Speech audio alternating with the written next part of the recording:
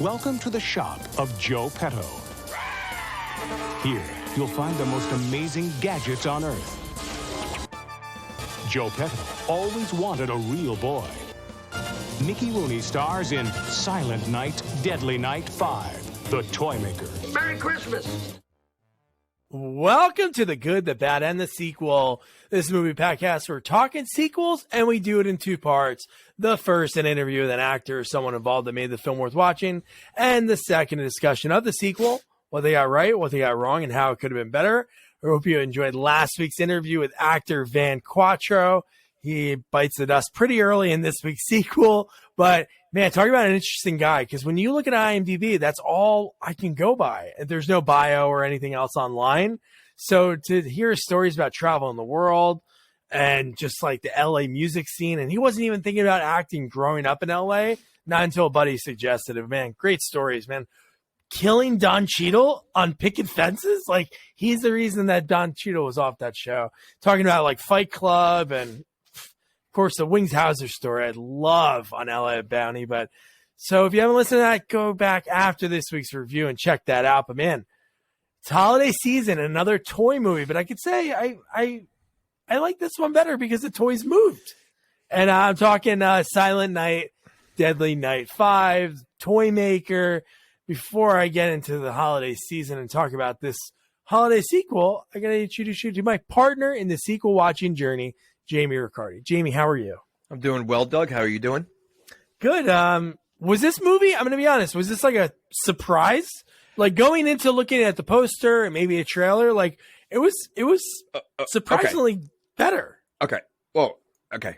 I think you're reaching way too high because I agree with you. It is better than Puppet Master, but you're talking about Puppet Master being like at the bottom of the bottom. So it's not really saying much. I didn't enjoy this movie.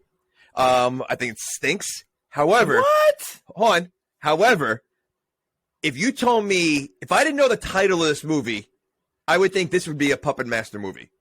This was more Puppet Master than the Puppet Master movie that we saw. That is true. Puppet Master fans are going nuts right now. I'm sure they are. And, I mean, now, I've never seen any of the Silent Night, Deadly Nights. I remember as a kid, it was about a killer Santa Claus, I believe. Mm-hmm. There's no Santa Claus in this movie. I mean, there's no killer Santa Claus in this movie. Well, there was no killer Santa Claus in other movies. It was just somebody dressed as Santa, not actually Santa Claus.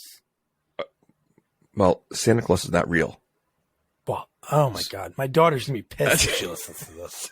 But no, so they turned these movies into like an anthology. Like after the third one, then when Brian took over, Brian Yuzna, friend of the podcast, like the fourth one, which one of the characters from the fourth one is in this movie. So we're going to talk about that because they never reference it. And she says some weird lines in this movie that you're like, wait, you should be like, this is, I've dealt with crazy shit like this, like last Christmas or something. But no, one thing I'm going to say, the one thing I really did enjoy about it, because I actually enjoyed this movie. I'm not going to lie. The one parts I did really like is the mystery of the guy. Because in my notes for so long, he's just the guy. Okay. So here's my problem. I mean, first of all, the special effects were pretty good. I'll give you unreal. Right. Okay. So I'll give that credit. But the movie was confusing as hell because they really don't explain a lot until like the last 5 minutes. They don't. No, they really don't. It was like definitely it was going to the like I was guessing along the way, trying to think of like who's doing what. But they don't explain. They don't explain how he's able to do what he does or how he makes these toys. Right? Unless I missed it. Like, how is he able to? Okay, none of that. There's a lot of questionable things that are happening that really make no sense. And I'm going to be honest with you. I think the biggest villain is the kid who stopped talking because he had the murder weapon the entire time that killed his stepfather. Well, his real dad. No, it's not his real dad. Well, he thought it was his real dad. Okay. So, in his mind, his real dad. Yeah. All he had to do is say, hey, this is what killed him. He didn't say anything the entire time. And if he opened his mouth from the beginning, the rest of the movie, none of that will happen. What a trope in movies that we've covered, and like a lot of horror movies, just people not talking anymore. Daniel Harris, Halloween 5. Like, does that really happen? Like, Tommy. All, okay, so if you're not talking anymore and you stub your toe, do you yell in silence?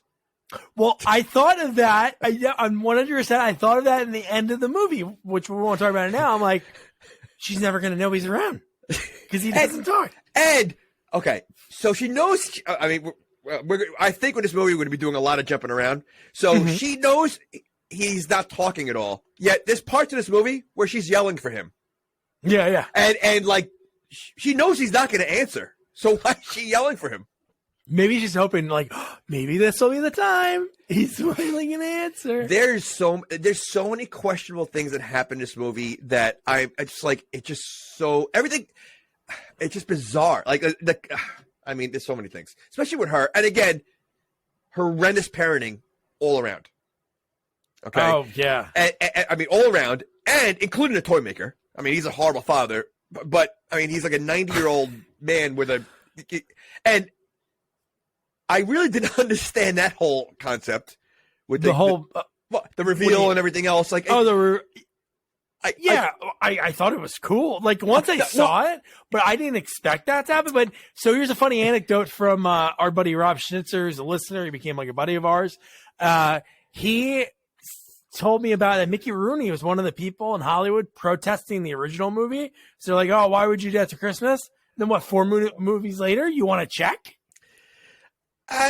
And not for nothing. Like I mean, I don't know if he won an Academy Award. I'm assuming he's been in like I mean, I know he's been in a lot of big movies. Well, I sent you that GIF. Maybe I don't know if he got an Academy Award. Or he was maybe honored. But that doesn't mean like he's been around for. I mean, he was a child actor. He was. Yeah, you're right. So I mean, listen, he was in Pete's Dragon, the original Pete's Dragon. He's still alive. Dude, he looked like 90 in this movie. I mean, that's what I was going to say. He looked older here than he did at Night at the Museum because I just watched that not too long ago with my daughter. And the Muppets movie that came out in like 2011. He was in that. He was? He was randomly sitting on the bench during the opening song. It was Life's a Happy Song. Okay. You know what? Not for nothing. I think at a certain age, all old people look the same. No, but how old do you think he is here? He's got to be at least in his 70s, at least. So that's what I mean. So he died at like 90 something? Yeah, but first of all, I feel like he's looked the same for years. Because even if you look at him in Pete's Dragon, which came out, in the 80s, I guess, he played Pete's Dragon? It was in the 80s? The original? Oh, yeah, Pete's Dragon? The original. Maybe. I'm not talking about the remake. I'm talking about the original. It had to be the 80s. No, 77. Oh, okay, 77. And he looks the same now that he did. He's got the Steve Martin thing. Steve Martin looks exactly the same he's done in the 70s that he does now. And I think Mickey Rooney was very similar.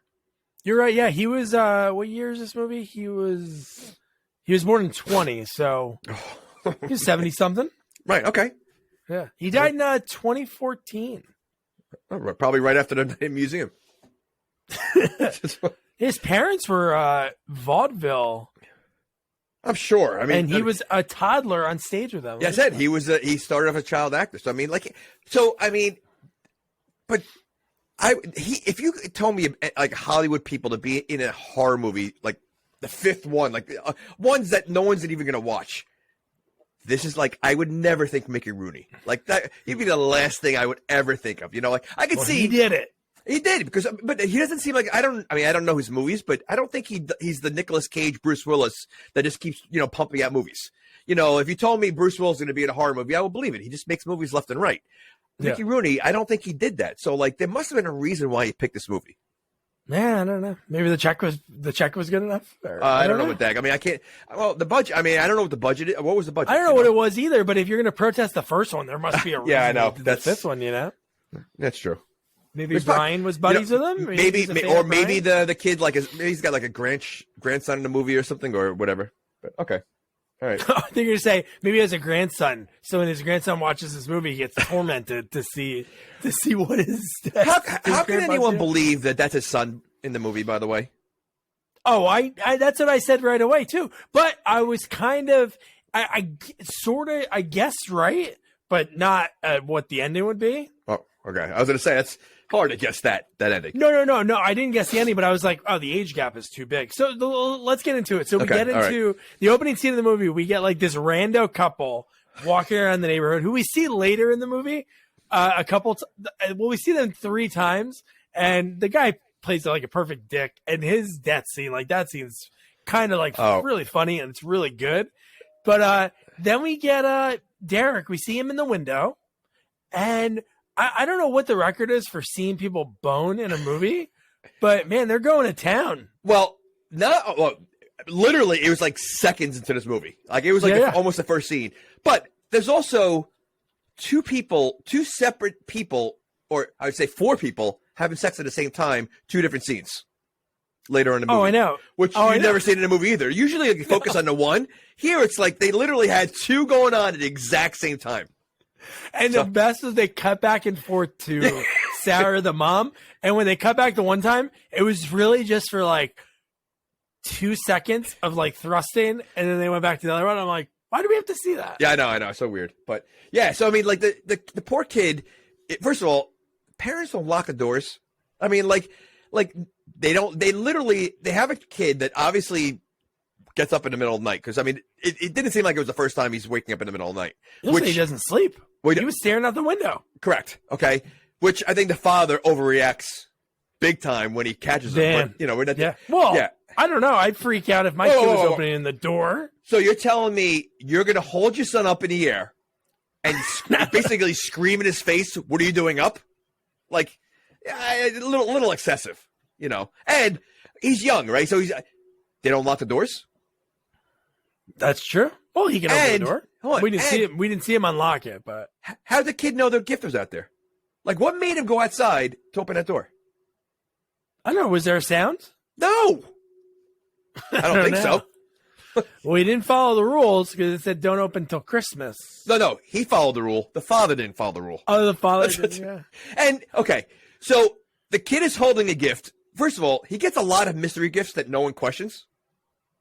Like the the mother, like, thinks it's from someone else. And then once she reveals, then she's like, oh, really? I know, but if my children come home or bring in a gift, like, I don't know where it came from, but someone gave it to me, you're going to be okay with that? Like, no, weird. It could be a bomb. I'd throw it right outside. Yeah. But what makes the father open it? Like, obviously, the kid's holding it, so it's for the kid. So the father decides to open it? Maybe it's a Game Boy. He goes in there. But his death scene, man, talk about that, man. Oh, my God. Yeah, but, okay, so there's a few deaths in here that I feel like could be avoidable. So he opens up the gift, and he sees this toy, and he's like staring at it like it's like the most bizarre thing in the world. Yeah. And it reminds me of the He-Man guy that the head turns around, it's one face, and then he turns around again, it's another face. Like, this is, and then the toy attacks him, but it looks like it's like I guess octopus or whatever. His arms stretch around his face. He can't like run to the kitchen, grab scissors, and cut the arms off. Well, I don't know. Maybe in that situation, you're like so stricken with fear. You're not thinking about scissors. He didn't do anything. He stood there and he screamed. He didn't do anything. You know what? I thought that when we saw Santa open his mouth and you saw like the electro, I'm like, oh, he's gonna get shocked, and then that'll like cause him to like shake or something. But man, what a way to go! You're like, his thought was, hey, let me reach for like a fire poker. Why? And he knocks them off. Okay. I don't know. I don't know why. Again, that would pull it on there. Okay. Did he try to pull it off his face with his hands? Yeah, he did a little bit. Okay. Good grip. That Santa had a good grip. But for the fact that the one poker sticks up, he knocks them all over. One sticks up, and that's how he goes. And Derek sees this. The little kid sees this. Okay. We're talking about bad parenting. So they don't lock the door, and they have the poker stick standing straight up. Isn't it supposed to be pointing down to the ground? Pointing down, you're right. So why is it sticking straight up? Okay, so not good. So far we've learned about his parents. They have sex with the door open. They don't lock the front door. They scream at the child for waking up in the middle. What if he was going to the bathroom? Like, a father didn't even know what he was doing. He was just yelling at his son for being up at the middle of the night. Okay? And then they have poker sticks that are sticking straight up. And when the mom comes down and sees her husband keeled over like dead, she just says, Tom, is that what you do when you see somebody? Like, what do you want them to say? Like, answer back. Yeah, honey. well, hey, again, there's the same mother that's yelling to her mute son, trying to get an answer, and who's also basically sleeping with someone 2 weeks after her husband dies.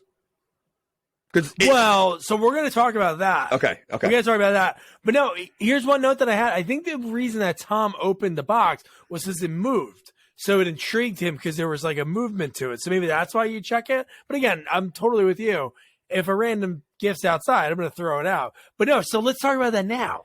So you think this is 2 weeks after or it says 2 weeks. It said 2 weeks. Oh, fuck. I missed that. It said 2 weeks later. I'm almost positive. I'm almost positive it said 2 weeks later because that's why even crazier. Well, but think about it because that's what they had she had the things in the bedroom. She had the wake cards in the bedroom. She had all those right.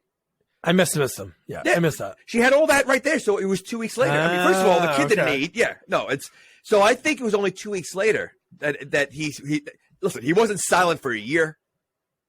I didn't know. That's why I was trying to think of like how crazy this was because they were like, you don't have to open the gift or you don't have to stand on his lap. Wait. So you think that he was silent for a year and then after a year she decided, you know what? Let me take you to the toy store now. Yeah. Maybe you need like a year break, Okay. You needed like that little buffer. No, it was, I'm almost positive it said 2 weeks later. And I think that would make sense because again, in the bedroom, she's sleeping with her son now and their cards all from like the funeral. We're all on the desk. Shit. Yeah. Didn't even catch that. Hey, so you know who edited this movie? Hopefully, fingers crossed. I'll be interviewing him soon. Norman Buckley. That's the reason you first reached out to him. And I was trying to think of what movie it was for. But yeah, Norman Buckley did the editing in this movie. So, God, man. So then this is the first time we see it. So Sarah, like you said, she's laying in bed with Derek, and we see this suspicious guy driving past. And I'm telling you, I don't know what point, maybe like 50 minutes in, we find out who he really is. But this whole time, I'm like, who the frig is this guy? And he does a lot of questionable things. I mean, I can't wait to talk about the motel part with the landlord. I mean, there's a lot of like I said, there's just a lot of things that just don't make sense in this movie. I feel like they pieced together, and I'm not taking a shot at the editing because he did the best with what he had, but I feel like the script is all pieced together, like without like thinking about the next scene, kind of thing.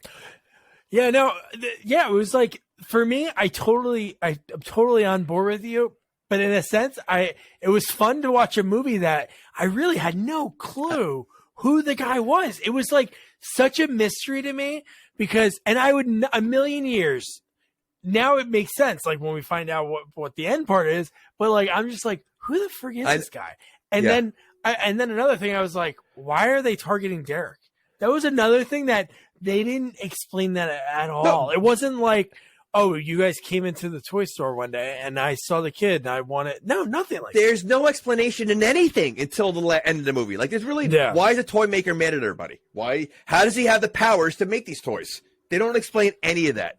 Like, why does he keep his son in a dungeon? Like, they have... It's like really... Yeah. Well, I have a theory when we get to that. Okay. I'll have a theory. But, hey, isn't it cool when we do these movies now and we hear, like... or see other actors that we've like interviewed. So Derek was watching Rambo, the cartoon. I know. Voiced by Neil Ross. I used to watch that so cartoon. So cool. Like wild that was a thing. Yeah. So then here we talk about Geppetto. Joe Petto.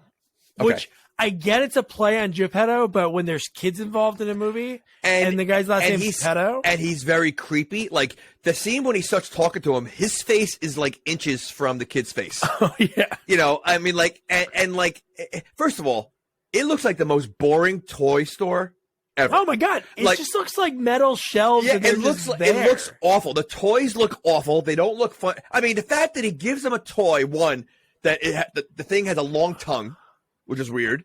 And then the toy he gives him looks like a bug or whatever, like that, it was just an awful toy. Like the mom thought that's what's going to get the kid to start talking. Like, I mean, one thing, you go to Toys R Us, like, listen, Toys R Us has everything. It's exciting, the music. This is like a dark, dreary, it almost looks like homemade toys.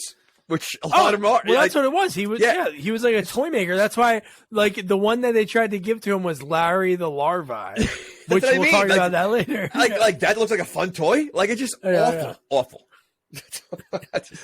Oh my god. Well, his son is Pinocchio. What's his Pino, right? No. You didn't get that? Why would I think Pino is Pinocchio? But holy shit. You had the Geppetto. How'd you not get Pino? I did not get that. Wow. So that's it. If I would have thought about it then, I would have known the entire movie almost. Well, one part of it. Like I would have guessed that right away. Holy shit, no, you wouldn't have. There's no way you would have guessed it. I wouldn't have guessed the ending, but I would have guessed. I don't know if you would have guessed that. Really? Yeah. It's because it's so bizarre. You know, you wouldn't have guessed. I don't think anyone would guess it. I mean, it definitely was a good. You know, they definitely tricked everybody, but and we'll get there. But yeah, Pino. You know, one thing that tricked me too. You like when we saw again, which I'm going to call him the guy until like we actually find his name. Like when they reveal it, when Sarah says his name, but when we see him again after like they leave Geppetto's store and like. Derek's like kind of freaked out, and then you see the guy again drive past. And you know what? I think they do this so many times in movies, and I don't think they do it purposely. But when they cast actors that look similar, because Pino and the guy sort of look alike, so there was like some points I'm like, holy shit, man, he followed him home pretty quick. But it wasn't the same guy. But they sort of like had this. Kind of like same vibe as it. Yeah, they both look creepy. They both acted creepy. I mean, Pino, was extremely creepy. And the fact that you don't know what's going on, you just think he's a creepy kid. And he's not even a kid. I mean, he's probably in his 20s. And I mean, and the way, like the minute they leave the store, the way Mickey Rooney screams at his son that he wishes he goes, that kid's more of a son than you are, or something like that. Like he was awful. Oh, you know what? That's why. But no, he already chose him. They already like sort of chose him before that.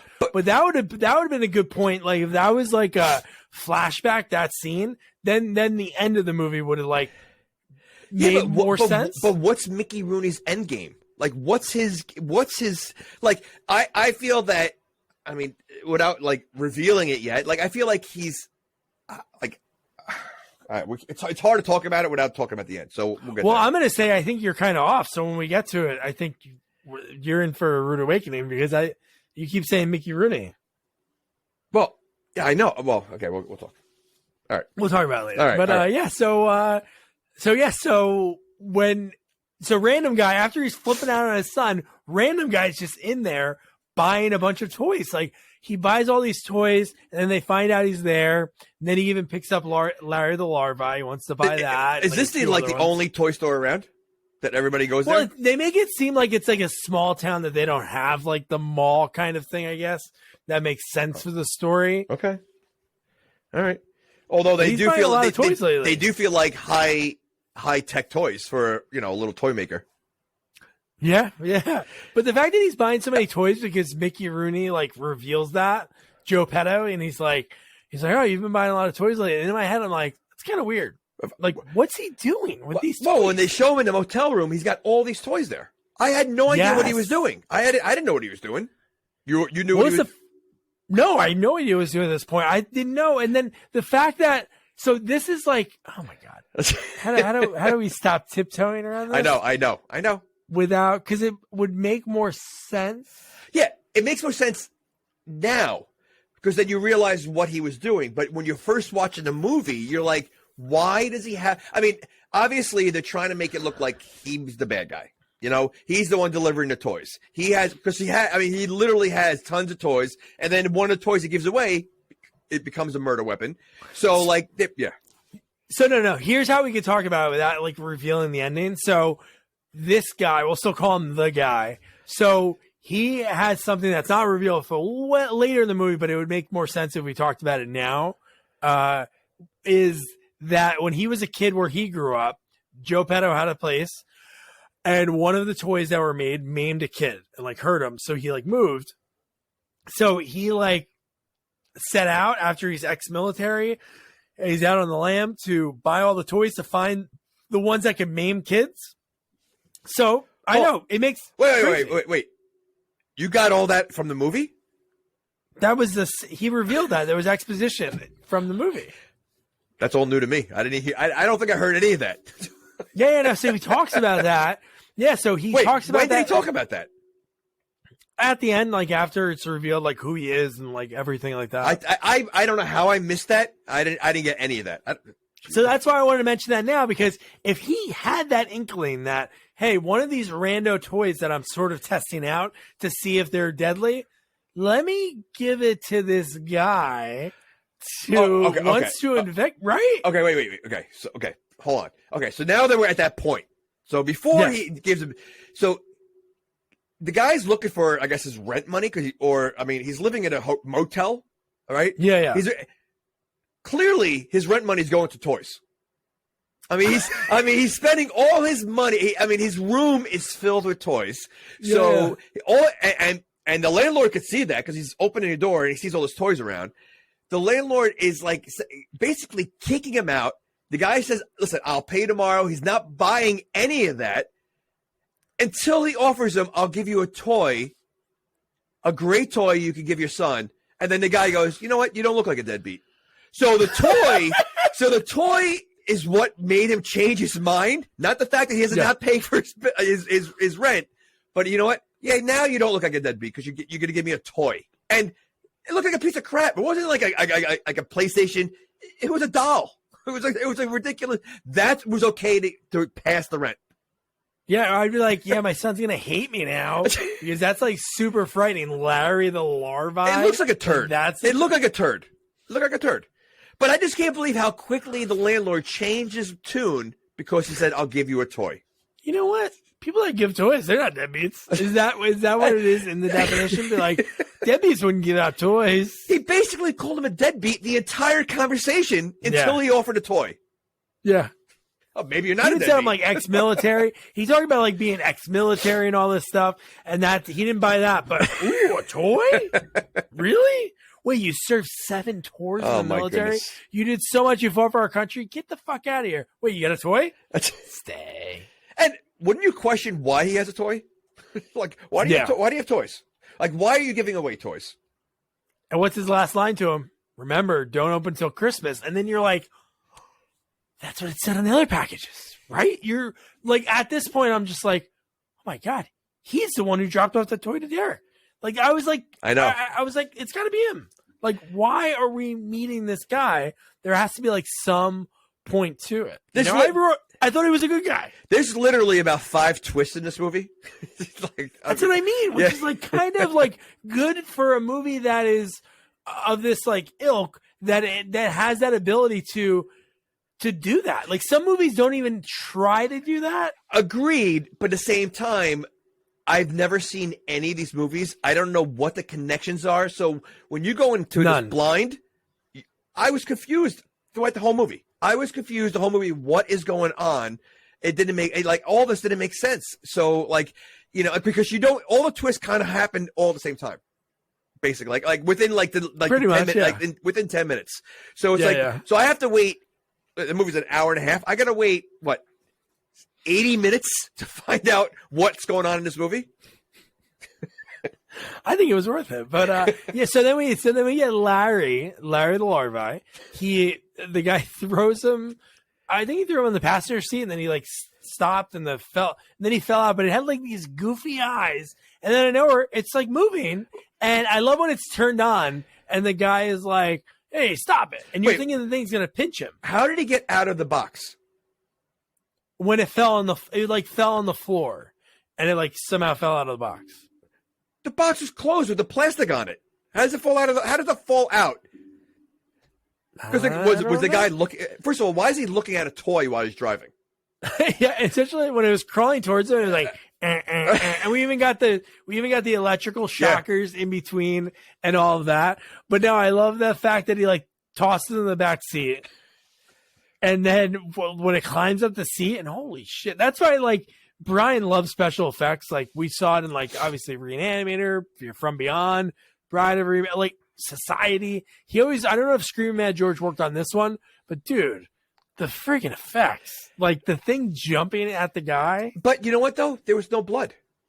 Like this thing went through his mouth and out his eye, and there wasn't an ounce of blood, like nothing. How great did that look when it pulled the face? It basically ate the face. No, so now if that's happening to you, let's just say for argument's sake, you got something that's crawling into your mouth like that. What would be the first thing you do? Crash the car. Okay, well, you could do that, but I don't know if it's going to. I would bite. You can't bite down on this thing. Wow, you'd bite it. Okay. Well, why wouldn't you bite it? It's okay. If you don't bite it, the whole thing's crawling inside your mouth. Oh, that's gross. But going through your mouth and out your eyes, not gross. But biting it, I can't. Where do you think it went? Like if it's in his mouth, did it just go up? Did it just eat real quick all around that? Well, your mouth is below your eyes. I don't think. No, I know it is. Well, you said it didn't go up. So you think it went? I know eventually it went up, but I'm saying, do you think it went and just ate all the brain? Like, did it go? What was its strategy? Because in seconds, it was like it was like deflated basketball. Well, you ever see people you ever see that guy that could squirt like milk out of his eye? Oh, yeah. Okay, so I mean, I don't think it's a long way to get from the mouth to the eye. I think it's like one loop. Like if you had someone that had no eyes, like as a clear socket, and they had like a piece of rope, and you kind of like weave it in there and come out the eye, I think you could go like a floss. You can do that. Just go back and forth. Oh my God. And then this is a line that I wrote, and I don't know if you felt the same way at this point, but that's why I love doing this with the notes, because it really shows the reveal of I would love to have done this for movies like The Game with Michael Douglas, these movies that have all these twists and turns. Because I wrote, so that guy gave a killer toy because he asked about a bounce check. Because that's what I'm at. That's where I'm at. Wait, you thought he did it on purpose? Yes, at this point, I didn't know who he was. You didn't know? I didn't know, but I didn't think he did it on purpose. I just thought these toys are coming alive for some. Again, I think there was so much going on. I didn't have time to think. I didn't have time to try to reason what was going on. It was just one thing after another. Each scene was another absurd scene that was going on. Well, this is the first time we get a little breadcrumb. So at this point, random guy, I'll call him. Random guy breaks into the toy store. He's looking around and he finds a photo that's dated from 1970, and Pino looks the same. So this is the first time I'm like, okay, well, Pino's a toy. He's a big toy. Wait, you really thought that when you saw that? Yeah, because it was a photo from 1970. He looked the same. He's got an age of 21 years. You know what? I might have missed that part. I was probably taking notes when I saw that because I can't imagine it was up there. Who was looking at that picture? Random guy. He broke into the toy store after hours. Okay. I remember that. I don't remember him picking up the picture. Or you know what, though? If I did, I probably didn't put two and two together. My mind was so scrambled from everything I've been watching so far that I don't think I even thought. So you're telling me from that moment you thought he was a toy the whole time? Oh, I thought he was a toy because he looked the same for 21 years. And the Geppetto, just because of the Geppetto thing, but the Pinocchio thing it would have made a sure thing at that point. But how about when he has the cliche Jack Daniels in the top drawer of the filing cabinet? Oh my goodness. He had a rough day toy making. First of all, he's at the shop. There's no locked door there. Literally just walked in. He opened the front door. Well, no. Well, as we see at the end of the movie, he might be the the Guinness Book World Record holder for lock picking. Because when he picks the lock at the end of the movie, it is no joke. He's and I'm like, holy shit. I thought he was going to punch the window, do the punch the window, open the door thing, kick it in. No, takes out whatever was in his pocket. I don't know if he had a bobby pin or something, or he just had a lock picking kit, but he was like, yeah, but I'm thinking because, Pino walks into the house pretty easy too. Nobody locks the door. Maybe when you're in a small town, no one locks the door. Everybody trusts everybody. Sure. And they forgive very quickly, because the mom forgave Pino very quickly. Yes. So very so quickly. And Geppetto. Yeah. But but even that, the things that Pino does in this movie don't make sense. And even at the end when you know what he is and what he's asking for, but the way he's doing it is very bizarre. Oh, that's pretty funny. So I feel like there's so much that they're trying to do, and then they do weird things that just kind of I don't know. No, exactly. I don't know either, but that's what I kind of like enjoyed. I didn't know. So the whole time it's like a ride. I'm like, I don't know what's going to happen next. But no, so then we cut from here because when Random Guy opens the hatch, Pino was in there. So he like, and then we cut from there, like right from that. And then we get Derek and he's But because Pino's like looking at the mom's underwear. Oh, yeah. Why? I don't know. I mean, okay, so like that's why like I wasn't thinking, you know, a puppet thing or whatever. Like I still thought he was just a creepy kid that he just that didn't make sense. And then all right. Well, that makes sense. And I told you that the photo was from 1970 and he looked the same. So then we get so Derek, he's listening to like a speak and spell, and his mom goes, "Hey, let's go to visit Santa." And then Derek has another gift with the same label that was at the front door. So, and then this is where I wrote, like, so Tom died weeks ago or last Christmas, because making the kid visit Santa is kind of fucked up at this point. If it is a few weeks, that's terrible. It is it definitely a few. Like I said, definitely a few weeks. I think it's not the next Christmas. But why would Santa Claus be messed up? Santa Claus had nothing to do with it. But it was a present. What's at the mall near Santa? They have a pile of presents. The kid is holding on to the thing that killed his father. It's in his room. Why? He liked it. Maybe he didn't like his dad. And how come he doesn't move anymore? How come it's not alive anymore? Well, like if the kid was sent there to kill the kid, if the toy was sent there to kill the kid, why isn't it trying to kill him when he's sleeping? It's in his room. That is true. The thing moves one time, like when. So it has one chance. If you don't do it, then you can't do it anymore. Then you're not alive. Okay. Oh my god! And then Santa is Random Guy. He's a young Santa. He's the worst. He's the worst looking Santa I think I've ever seen. Like, how did he get the job? How did he get the? Yeah. Well, the way he interacts with the kids, he comes across so creepy. He's like staring at the kids. He's aggressive. But he looks so young also. Like, why would you like? And then you have the next best Santa is Clint Howard, who's like one of the ugliest people around. Like, so like, how do you like who's hiring for these kids? That's true. They're trying to hire the ugliest Santa. But I think it's so funny that Clint Howard's in this because he's in the fourth one. So he's same character. The fourth one. No, he's like this homeless guy. Like the fourth one's more about like cults, like the one that Brian directed, and Kim, the redhead, who is gorgeous. I don't know why she wasn't in more stuff at this. She was great in the fourth one, but she's the same person in this movie, which is crazy. The redhead neighbor.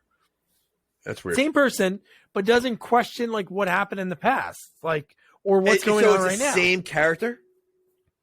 Kim, well, the same name. I would think it's the same character. Like same first name. Oh. It'd be weird to cast like out of all the women names out there. So Clint Howard is definitely not the same. No, he was like this homeless guy that was. I think he actually died in that movie. I think. I forgot. All right. Well, whatever. But yeah, let's bring him back for another. But he's only in it there. I thought he was going to be in more because he was pretty early in the credits too. Oh, and let me ask you this: so like you see this a lot in movies at mall Santas. That there's always like a back room with a bunch of Santas hanging around. And yeah, is that how it is? I'm assuming there's like one mall Santa that works that day, and then like they don't switch. I was thinking about that. I'm like, there was 4 Santas in there. As I say, like, are they switching every hour? Like, what are they getting paid? Every movie has that. Every movie that has they have a bunch of Santas hanging around the break room, like they get paid so much to do a Santa sit down as Santa, you know. And none of them, they all look like they drink a lot, smoke a lot, and just like are the grumpiest people ever in every single movie. No. There's never like a good Santa. I did like before, like when he saw Derek out there, Random Guy, he was like, "Oh, can I take your shift to Clint?" He's like, "Really, man? What are you, high?" And then he goes out there, and I love the first girl. Did you notice what she asked for? It was very faint. She asked for like a bike, clothes, and the last thing she says, and the tape of Bride of Reanimator. Did she really? That's great that Brian put that in there. Yeah. That is funny. So cool. But no, so then we get, So at this point, again, I don't know what's going on with this guy. But when Derek sits on his lap and then he won't let him go. And I'm like, How is he gonna arrest it? And the mom's okay with it. Like she was getting flustered, but like, and then they walk away. Like, wouldn't you go like call mall security? Like, whoa. That's definitely you call mall security. What's worse, the mom not like overreacting, or how about the elf lady still wanting to take the picture when there was like a chaos going on? She's like, all right, time for a picture. And I'm like, are you kidding me? Well, I mean, kids do, usually act out when they're taking a picture with Santa Claus. So but usually Santa should let go. I think that's part of the policy. It's not like they go through that like the Santa training book. Like, oh, if a kid starts crying, squeeze him real tight. How old is the kid? I would say Derek's probably 8. Okay. I was going to say, because he looks like he could be old for Santa a little bit. No? Yeah, maybe. Oh, okay. All right. Oh my god! But you mentioned, right, like, what's his name? Pedo was creeping in the house, sniffing panties and bras, and at this point, I even wrote down, are like random guy and Pedo working together, like Pino? Okay, so no, you figuring out what Pedo is? How'd you not question what he was doing? Or Pino? I did question what he was doing. I thought it was so weird that he was sniffing the panties and everything. No, but I mean, as what he is, I'm saying, like you like that, like you didn't say like why is he like? No, I didn't. I wouldn't have thought what is revealed at the end of the movie. I wouldn't think that was the whole thing. Like, no, I wouldn't have. I don't think no matter what I would have thought about it. But no, dude. And then the fact that, he gets found in the house, Pino. Yeah, and she doesn't know that he came out of the closet, right? But she was calling. Okay, she was calling for the son. The son's not answering, and then she blamed his headphones for him not answering, even though he hasn't talked in 2 weeks. He has to talk anyway. But I love when they showed him. It looked like he was dead on the ground. They just showed his legs, like lifeless, and you're like, "Holy shit, he killed him!" And no, but why is she blaming his headphones? And what is he possibly listening to? That thing looks like a Fisher-Price, like cassette play. Like that doesn't take any. Like it has pre-recorded like song. Mary had a little lamb. That's what it looks like. It has. Then he flips it over when it's done. The London Bridge is falling, and he's like rocking out to it, like. Yeah. Okay. But okay, then you have Pino coming out of the closet. Like so which is obviously, to me, I would think that's not the first time he's done that. And how long has he been hiding in the closet watching her change and do whatever? Yeah, he was probably there that night watching, that's Tom Boner or something. So that's why when the lame excuse of why he thinks that Pino was there, when Pedo explains why Pino is there, is such a lame excuse. Like I don't even. What was it again? That they used to live there. Oh my God! Yeah, that was what does that have to do with anything? So basically, if you used to live in a house, you have every right to creep in there and hide in closets in the bedroom. That's okay because I used to live here. It's okay. But I did love her response because it was like, I love in movies when they actually have the responses that a normal person would have in real life. She's like, just because you live there doesn't give you a right to show up at a house and anything. I'm like, thank you. Finally, like when lines in movies are like that, I love that. Her tone changed. Like she was yelling at, like she wanted to press the charges. She's yelling at Pedo, and then when he said that, he goes, "I understand why." She's like, "Oh, okay." Like really? Like, and didn't question the fact that he could have been watching her do whatever. I mean, so. Yeah, no, he freaks out, man. When he's like, it's not going to happen again. And he looks over at him in a way like he's going to murder him. He's so creepy. Like, Mickey Rooney does play a creepy role in this. Like, he's my goodness. And so this is the only scene that I have for us to look at. Don't you turn your back on me when I'm talking to you. Where do you think you're going? It's like George the Animal Steel. He's taking it down pretty good. You bastard! But now that we know the end, you look at the looks that his Pino movement. I'm sorry, right. Father. Yeah. I'm so sorry. Son of a bitch.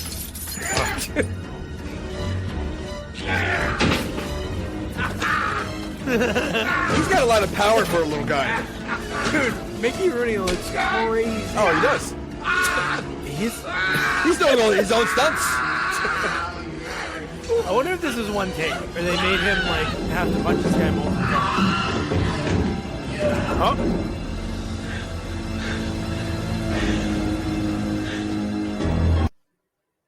Okay. See, now at this point, if I never saw that photo when he looked at the photo, it said 1970. At this point, then that's when I would have been like, oh, he just killed his son. Right. That's what I'm thinking. He turned him into a toy. Yeah. That's what I thought happened, and then he made the toy after. And that's what I thought. No, I can see that. And first of all, I think Mickey Rooney puts it all out there in that scene. Like he was going for the Academy Award for that scene, the screaming, the punching. Like he was like, this guy's 70-something years old. He's like 5 foot. He's like a tiny little guy, and he put it all out there. I love that. He was really like punching. He looked like a lunatic. He looked like a lunatic. Oh my god. So okay. So yeah. Is this where we find out what he is, or no? We still don't know. No, we don't know. Okay, so we just think he just killed his son. Well, I think you're wrong. Of like what you're thinking right now. You keep alluding to like what that was wrong. So I can't wait to get to that part. Don't we see two of them at some point? I thought we saw. Yeah, we do. Okay, so that's why I was confused. Okay, all right, never mind. Okay, all right, we'll get there. So we'll get to it. We'll get there. So Sarah finally gets Derek to sleep in his room again, and I love oh my god, how great was it? The gift that was in the car that she thought was from Kim. Derek, finally, a responsible person. He goes, fuck this. I know what happened last time. He takes it, puts it in the trash, and then Kim, the neighbor, the hot redhead, her son goes over, grabs a random present, right? That's in the garbage. So, like, you're assuming it'd probably be broken. Why would you grab it? But, like, that's true. What's with his, like, tough guy attitude? He looks like he's in 7th grade. And he's talking crap to the older kids and like. Oh, that was me as a kid. Yeah, I would always do that. Yeah. Okay. Ridiculous. Give him the business. He was. But now I love that he puts on these rollerblades and he's like zooming past them, and you're like thinking like, okay. So by the way, perfect fit. Like fit him perfectly. That is true. He was a lot older than. Yes. So the perfect fit.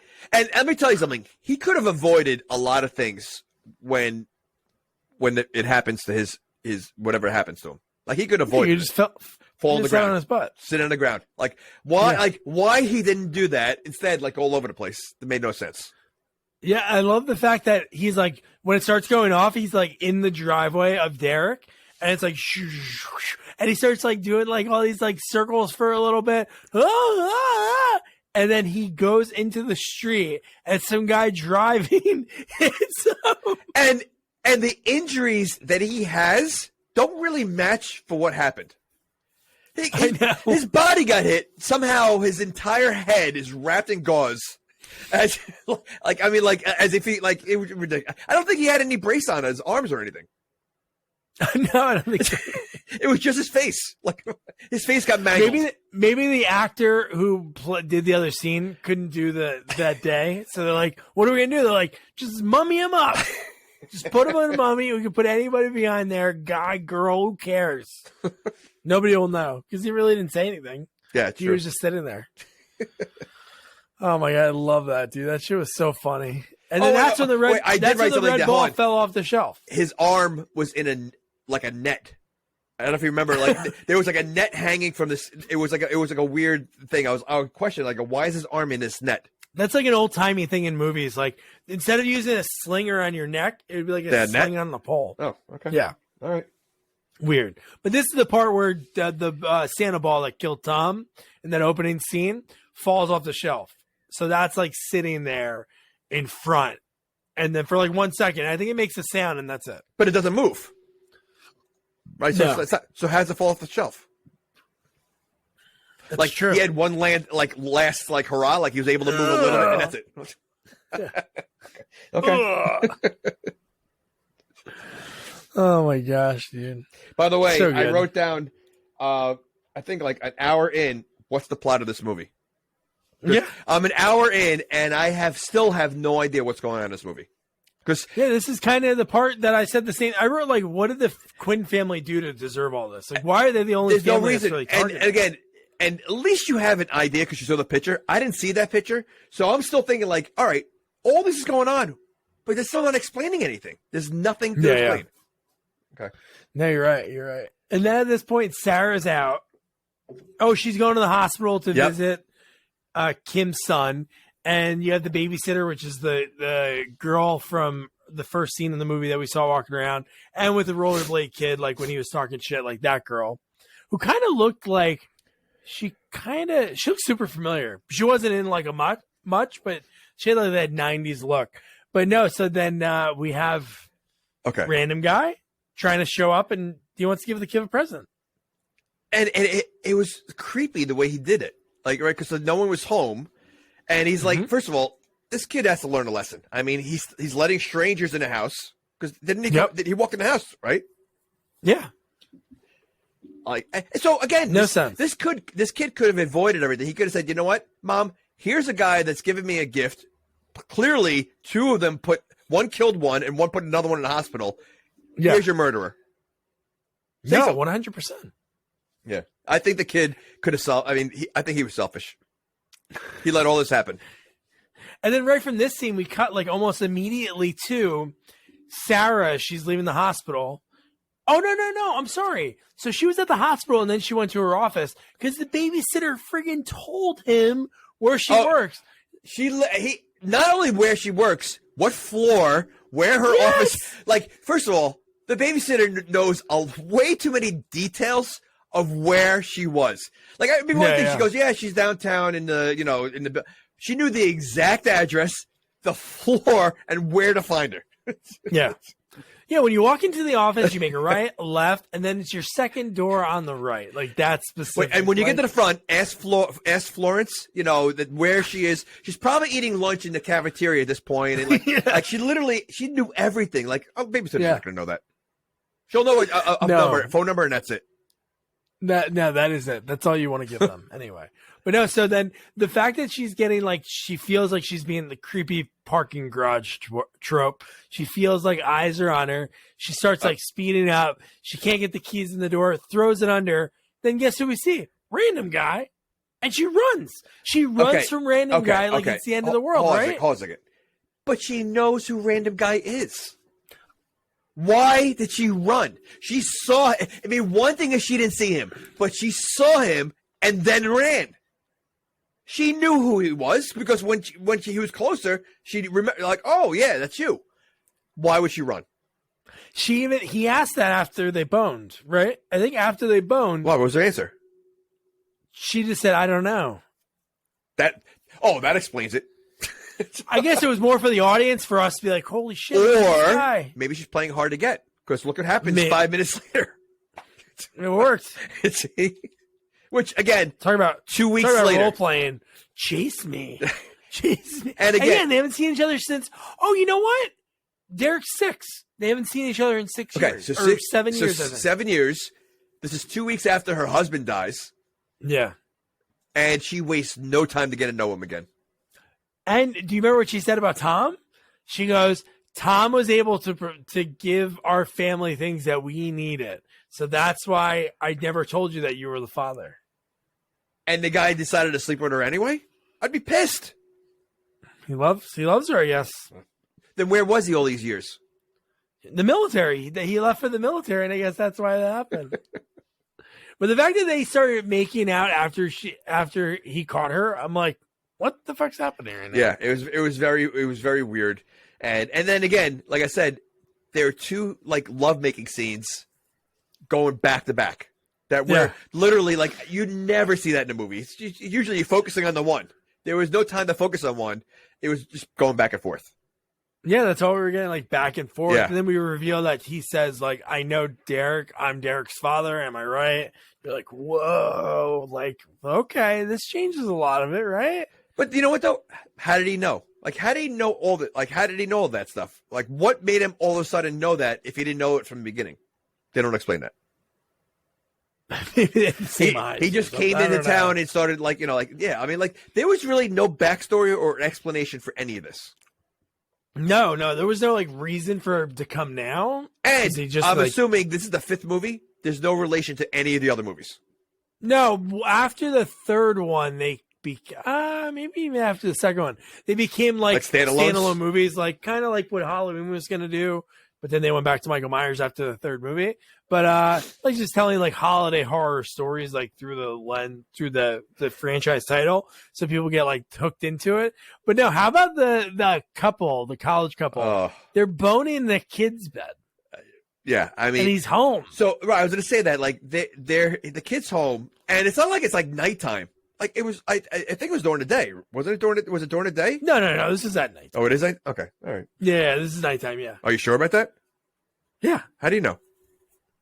Because the next scene was at night when we saw. Yeah, the end of the movie is from here. This is like the final act. I know right that, but they were all indoors the whole time. They didn't go outside. No, they went outside. Don't you remember Superman that flew out of the window? Oh, that's right. Okay.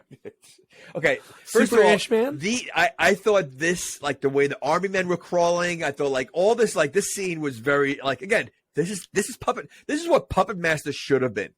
Like, well, that's what Puppet Master was at that point when they were still using like stop motion. Well, that's what I mean. Like the beginning Puppet Masters probably like this, because I thought this was very good. Like, however, there's one toy there that seems to have a very sharp blade. Because these are all toys, right? There's only toys that are attacking. What was that toy that had the blade on it? Had the saw, that circular saw. What was that? Was it just a car that had the saw come out to the side? It had it was a blade. It was a saw. It was like a sharp saw. What? Oh, you're saying what toy would have that? It's the one that the Toymaker, like the killer toys that they make. How about the alien with the teeth that were chewing her leg off? But that was an alien. But this was like a toy that the saw didn't come out of anywhere. It was like a full toy. No, I know. Yeah, I know. It looked like a BattleBot. Yeah, that's what it looked like. Right. Okay. Yeah. All right. But when it had the two saw blades come out and it was like going towards his head. But no, the scene to get to that. What, the hand? Oh, amazing. Yeah, baby. Yeah. How bizarre. Never do that. Oh, that was so gross. And then it seems like they're getting ready to bone anyway, right? Isn't that what you were thinking wasn't that what was happening? No, I know, but why did she slap the hand when the hand went near her downstairs? Because the hand went there and she's like, "Hey, not today, mister," and like slapped it away. I would assume they're gonna bone. I mean, the guy's in his tidy whities. Yeah, that's true. I mean, so yeah, that was weird. So so the hand went from the guy's butt to the girl. Yeah. So stupid. That hand was a horny hand. It's ridiculous. But no, then the best is when they're like hooking up and we see Mickey Rooney dressed as Santa Claus come up the stairs. He drops all the toys and then she looks over and she's like, those toys aren't here when we got in here. And he's like most guys would be in the scene, like, I don't give a shit, just let's keep going. And she's like really confused about it. And then, wow, dude, this whole scene is great special effects. It is, but like he needed all those toys just to kill those two. It was fun. Like the dinosaur didn't do anything. I was surprised. I wanted the dinosaur to do something. Why? Because that at that point, then it's like it's clear what a dinosaur could do. All the other one, I just love the army men like crawling. They were crawling through. They were shooting with bullets. They were like, I mean, like it was like World War III in there. I know. Just for this two teenagers. Like I could see if it was like the main good guys and he's trying to like attack them all. But why did he need to bring the entire village to kill these two teenagers? I mean, I think the saw blade was enough. Oh my God. The saw blade on his like Achilles. Yeah. And then the guy fell on the ground. And then when it was like on his neck. Right. So the thing that was on his chest that implanted into his chest to stay there. And then the two saws were like going to chop his head off. We didn't see that part of it. But how about the one part that was funny, it reminded me of Critters, was when the alien thing, after she got shot which I don't know how she's still alive. Yeah, I know. Because she got shot multiple times, maybe little bullets. Well, again, like in Puppet Master. They're toy bullets. I mean, you know. The cannon? It's so stupid. But the alien creature thing that goes and starts, at first I thought it was going to bite her downstairs. But it was biting her thigh, and I love that. Like, they made it look like that was going to happen. They totally made it look like it was going to happen. But the next scene, she's grabbing it to fight against it, and she puts it on her own head. She does the old Critters like, ah, Well, and again, I say this all the time, even with Chucky. Like, like if a little doll's chasing you, you can't just kick it. Like they literally, the minute you start seeing a toy alive, one, get the hell out of there. Like, I mean, why are you waiting around? Or two, start stomping on them, kick them. Like you're zillion size bigger than all of them. Like they just lay there. Like it just I don't know. I find it hard to believe that a toy is going to kill me, or at least I'm going to put them a fight. Like they don't put any fight up. Well, if any toys listening, you want to try to take down Jamie, come on! He's issued an open challenge. I'm ready. Bash at the beach, war at the shore. Come on, Chucky. Bring it, Chucky.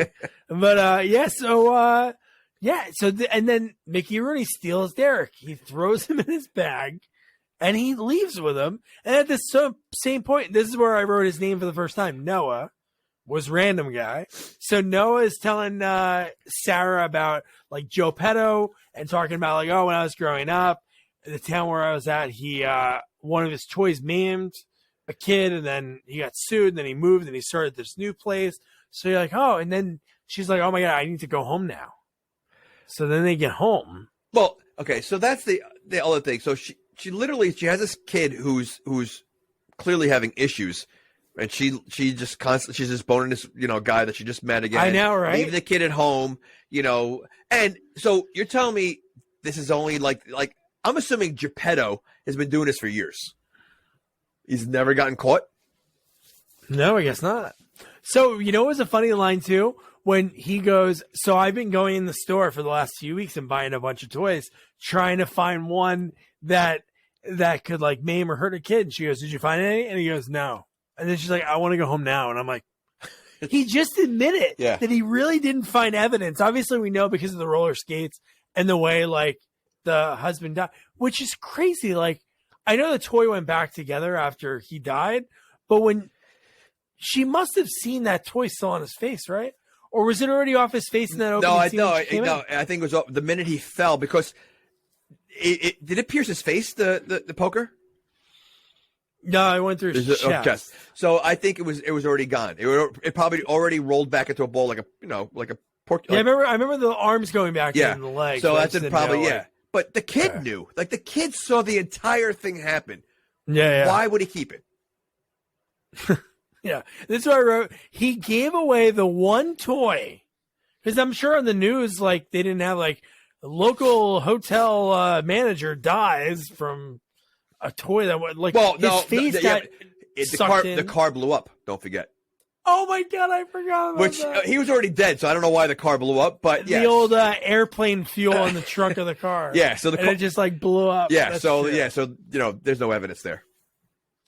Yeah, Larry the Larva knew that's the way you cover up his tracks. So really, Larry is like a kamikaze. He was on a kamikaze mission. He knew that it was Yeah, a lot of Puppet Master references, kamikaze. Yeah. But so then we get so dude, and then when they get back there at this point, like the babysitter, because they really, even though she said she wanted to get home, what happened when they pulled in? They were parked, and it seemed like they were going to make out again. He goes, so when are you going to tell him? And she goes, we'll tell him, but let's do it in the morning. And then that's when the babysitter flies onto the car, fully covered in like dark red blood. And dude, and then the best, she's trying to explain. Noah kind of understands, but obviously Sarah is like, what the hell? But like she can't fathom it. And then you get Superman flying in the sky. They dive out of the way just in time, and the garbage can explodes. What? I'm at this point, I'm like, what is going on? Like. Yeah, I know. It was just chaos. It was like one thing after it was just complete chaos. Well, it was definitely chaos when Sarah takes his Ford Jimmy and drives away and makes him run to the store, which I don't know how far away it is. Luckily, Kim, the neighbor, came over like to console this babysitter that's covered in blood. But Sarah's like, I want to go this by myself. And when she gets there, she reminds me of like Children of the Corn. She's like, Petto, where are you? But why would you want to go by yourself? I don't know. She wants to take him on one. I don't know either. Okay, That's what I mean. You literally just saw a bloodied. I mean, like she looked like Carrie bloodied. Like she was filled with blood, and you want to go there alone? Like that made no sense. So you're 100%. Like, looking back at like why she would leave and the fact that he had to run there. And I love when he got there, he was like kind of out of breath, but no, so she goes into the place all by herself. And when this is what we talked about earlier, when he arrives and he looks around and he's like, Sarah, and he picks the lock in like 2 seconds. Yeah. And he's in there. Well, at least it's locked this time. The other time he just walked in. So, I mean, maybe it wasn't locked and he thought he picked it, but really it was just open. So he like had that like, oh my God, I'm getting good at this. And it was open the whole time. I feel like this last like 10, 15 minutes just is like one thing after another. It just goes all over. It's crazy. Like I get so freaked out because you saw how like disheveled like the toy store was. But when she's walking around like the back areas, the mannequins hanging around and mannequins, the doll in the birdcage. Yeah. Like, that's freaky. How about when you see a photo of you and your kid, which that's another reason I was like, why is there just them two? Like, Tom's not in this photo? Okay. Did I miss anything? Do they explain why he's going after this family? No, that's what we were talking about before. Okay. I have no idea. Okay, so there's still no explanation for that. Because listen, no, none at all. That's why I was saying that line earlier in the movie when they were in the toy store with Derek and you heard Geppetto said like, oh, he's what his son should be.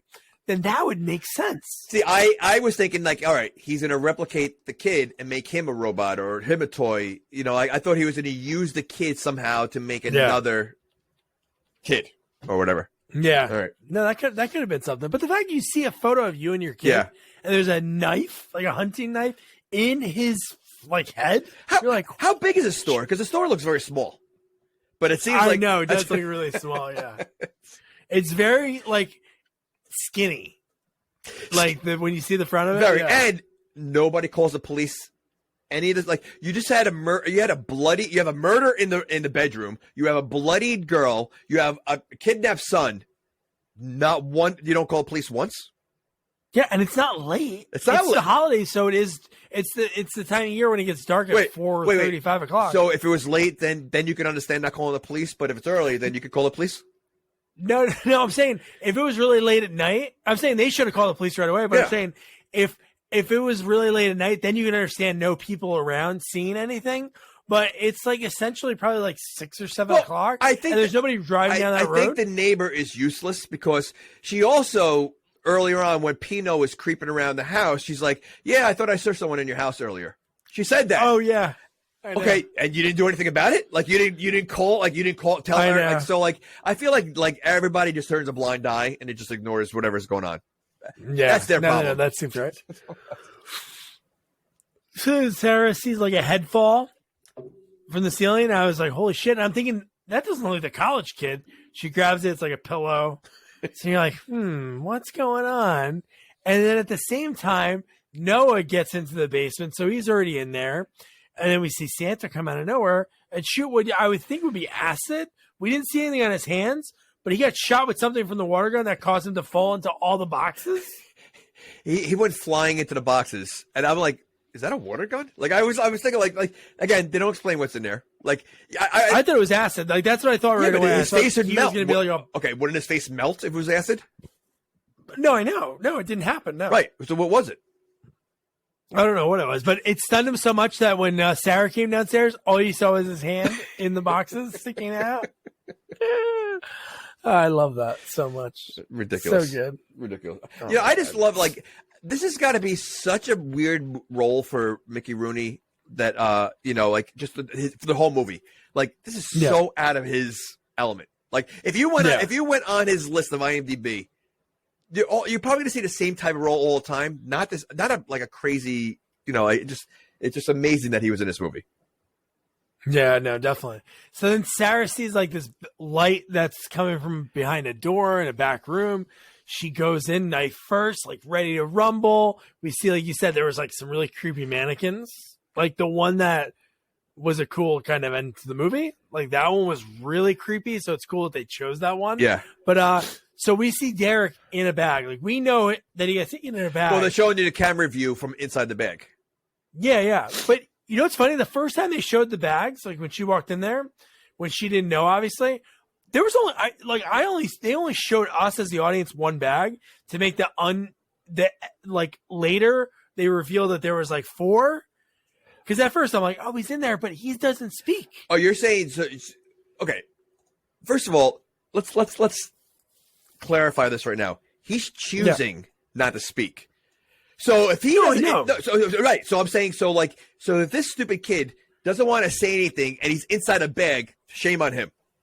Yeah. Okay. So he easily could be screaming, "Mom, I'm in his bag." So I don't know. I mean, again, maybe I'm wrong. I don't know if this really happens. Like, do people get so traumatized that they just don't speak anymore? Don't speak? I don't know. If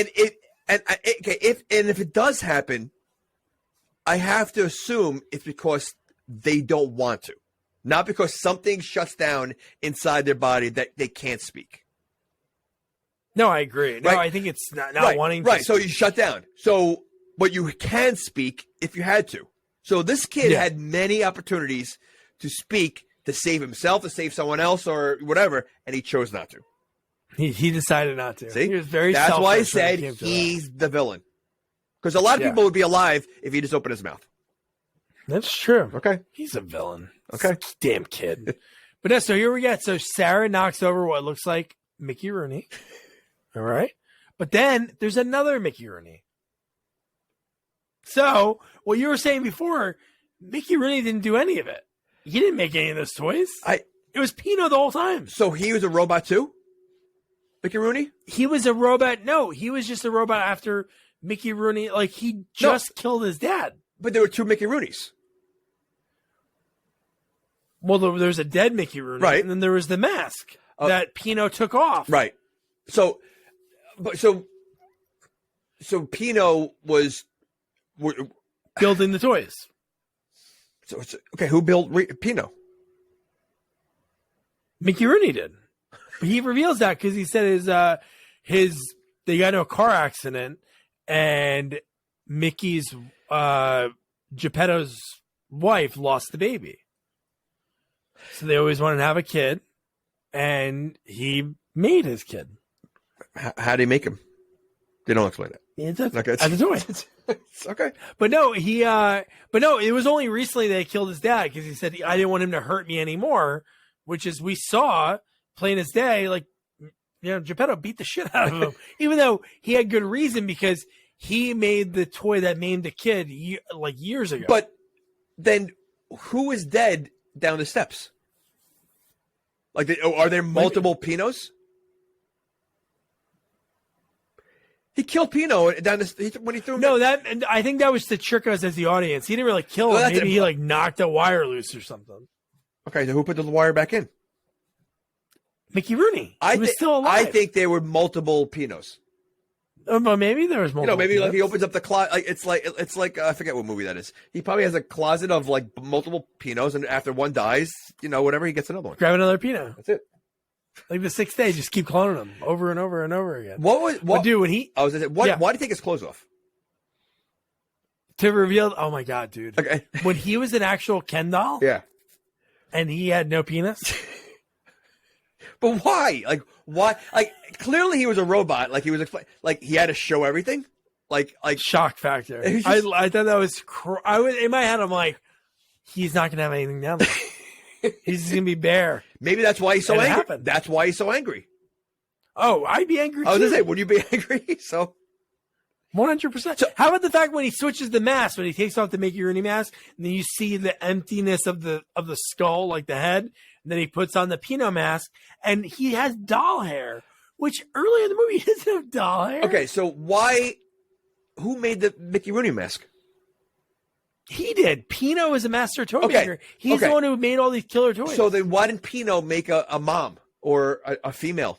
I don't know why he did that. And then that's what I mean. I don't know why he chose Derek. That makes no sense. He said, I want you to be my mommy. But when he's going into she's like, how did you do all this? Like, make these toys. And he's like, take a little of this, and a little of that. Like, the actor that played this role, dude, superb job at the end. I thought he did. But the thing is, so his point is he wants a mom. Is that what he wanted? Yeah. Well, he says exactly, Derek has to die so you can be my mom. Right. So, okay. So, but again, he had a dad. He can make things.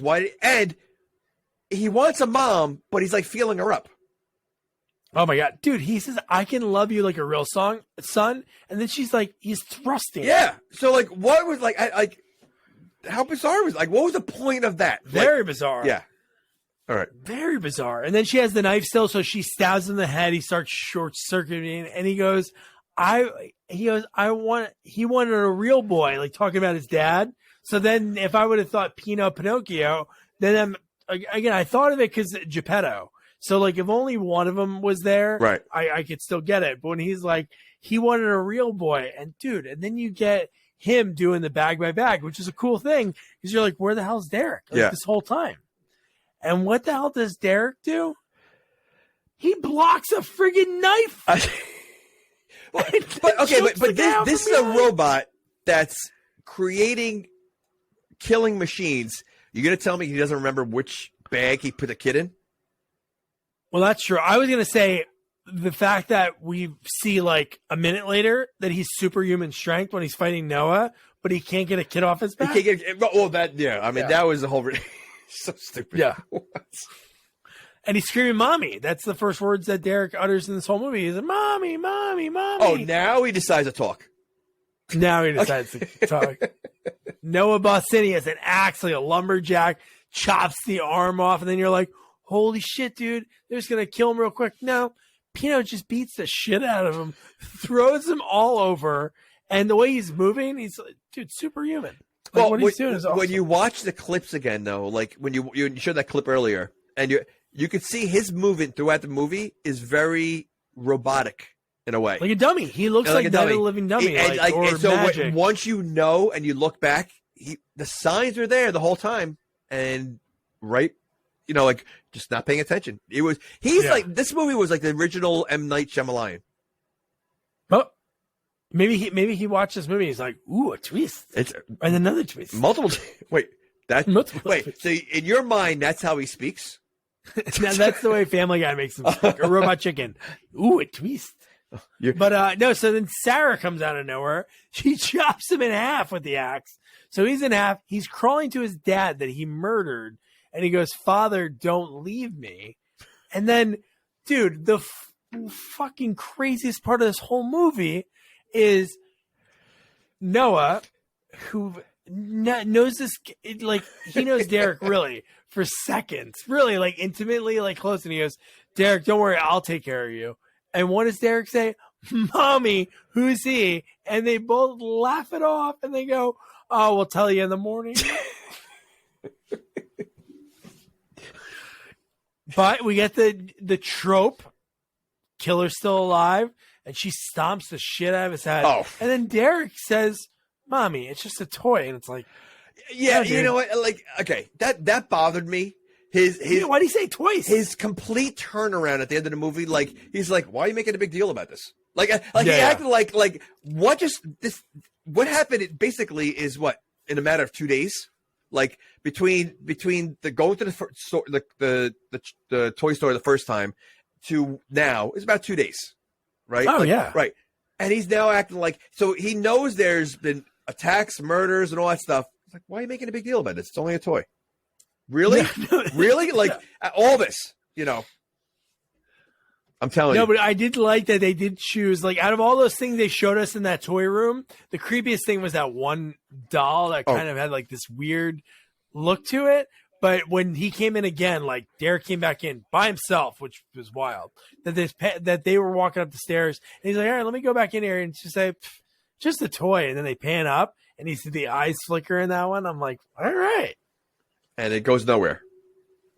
right? I know it definitely didn't go because there wasn't another one after this, but it was like it made you think like, oh, this could happen again. Like maybe Pino somehow was in that. Like you said, multiple Pinos. Maybe that's one of Pino's. But that's like well, I mean, that's a trope in all these movies, like back in the day, right? It's like you'd see a little twinkle in the eye. Freddy would do a wink or something, whatever. So yeah, I mean, they make you think like, oh, it's another one. But like, is this considered a horror movie though? Like, is it like I never saw the first one. Like, is the first one like dark and like horror, because this is silly. I feel like this one movie was silly.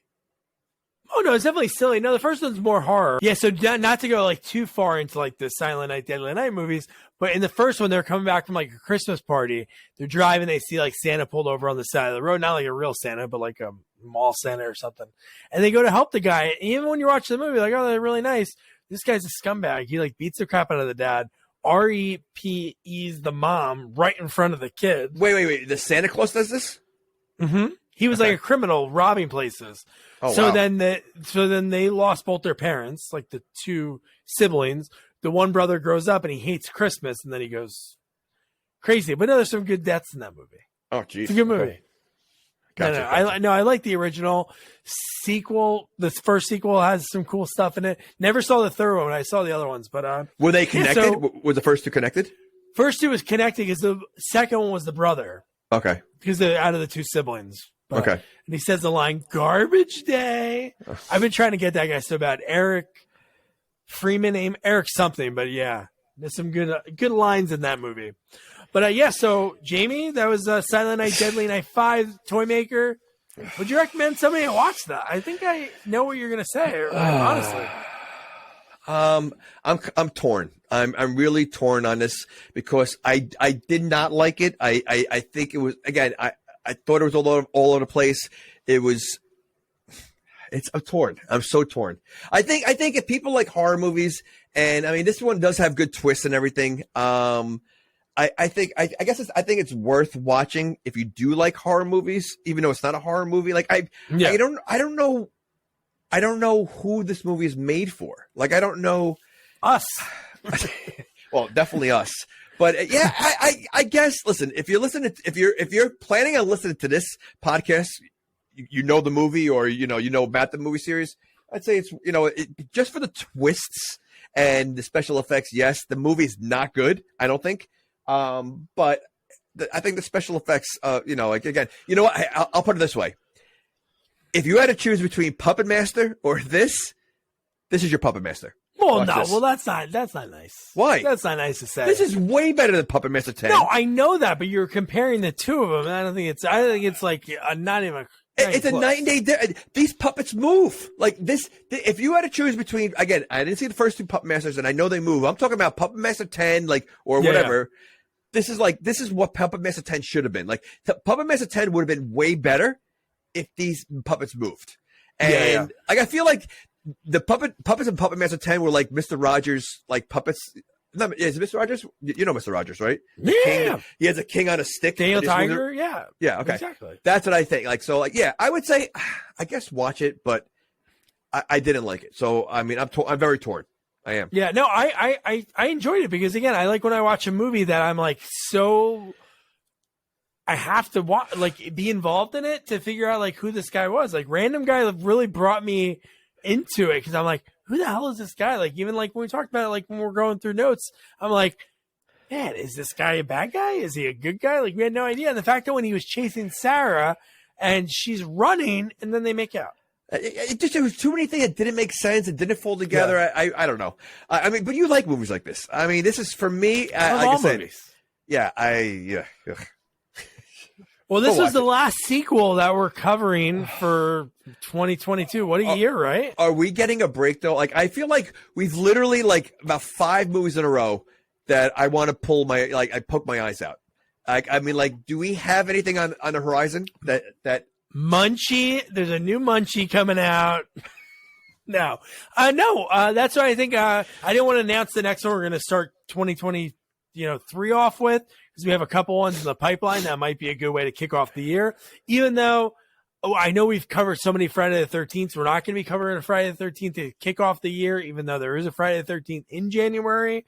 We'll save it for October so we're not burning through so many of them because we have to save some of them, even though this pod's it's not going that way anytime soon. But next week, me and Jamie are going to do, actually works out perfect. We'll do like a little year in review, look back at some of the movies that we covered, and then also a little bit about, because it's our 250th episode next week. That's crazy.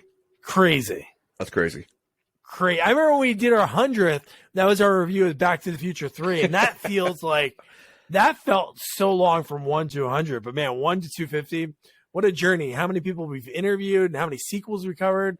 God, man, it's insane. Really, It is. So it'd be fun to talk about this year and then a little bit about the prior to that. But so that'll be fun. So no homework, no interview next week. It's gonna be us again, just shooting the shit for an hour or something. But so don't forget to review, rate, share our podcast, follow us on all social media at Sequels Only, and don't forget to check out our website, sequelsonly.com. Good night. Good night.